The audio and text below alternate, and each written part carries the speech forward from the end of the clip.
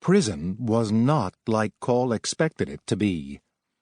He had grown up with the crime shows on television, so he thought he was supposed to have a gruff roommate to show him the ropes and how to get really buff from lifting weights.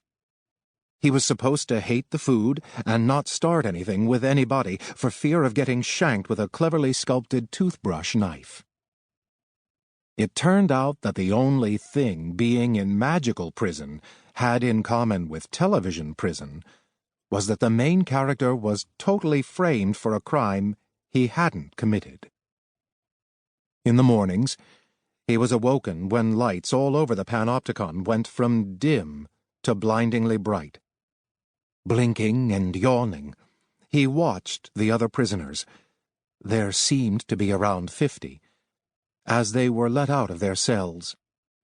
They shuffled off, probably to breakfast, but Call's tray was delivered right to his door by 2 guards, one of whom scowled. The other looked intimidated. Call, who had grown bored over the last 6 months, made a face just to see the freaked-out guard get more freaked out. None of them saw him as a 15-year-old, as a kid. They all thought of him as the enemy of death. In all the time he'd been here, not a single person had come to visit him, not his father, not his friends. Call tried to tell himself that they weren't allowed, but that wasn't comforting either. They were probably in a lot of trouble. They probably wished they'd never even heard of Callum Hunt. He finished eating some of the slop on the tray and then brushed his teeth to get the taste out of his mouth. The guards returned. It was time for interrogation.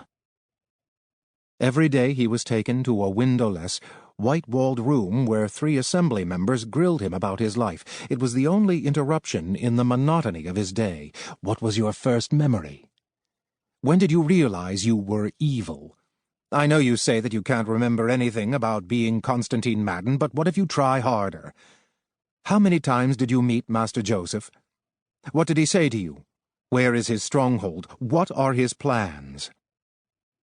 Whatever his answer, they would go over the minutiae until Call himself got confused. They accused him of lying a lot.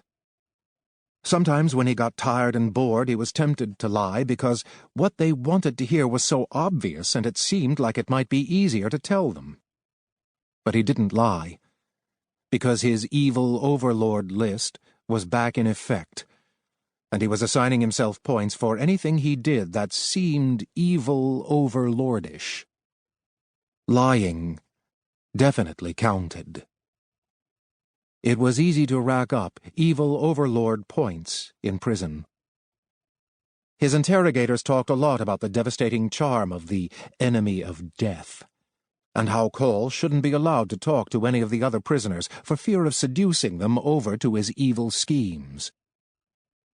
Call might have found this flattering if it wasn't so clear that they thought he was deliberately hiding this aspect of his character from them. If Constantine Madden had possessed devastating charisma, they felt Call was showing the exact opposite. They didn't look forward to seeing him, and he didn't look forward to seeing them either. That day, though, Call was in for a surprise. When he walked in to be interrogated, it wasn't his usual interrogator sitting there. Instead, on the other side of the white desk, he found his former teacher, Master Rufus, dressed in black, his bald brown head shining under the 2 bright lights. Call hadn't seen anyone he knew in so long. He had an urge to leap across the table and hug Master Rufus, despite the fact that Master Rufus was glowering at him and wasn't a huge hugger in general. Call sat down in the chair opposite his teacher.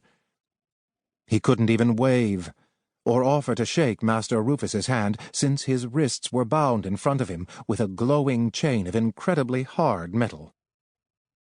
He cleared his throat. "How's Tamara?" he said. "Is she all right?" Master Rufus looked at him for a long time. "I'm not sure I should tell you," he said finally.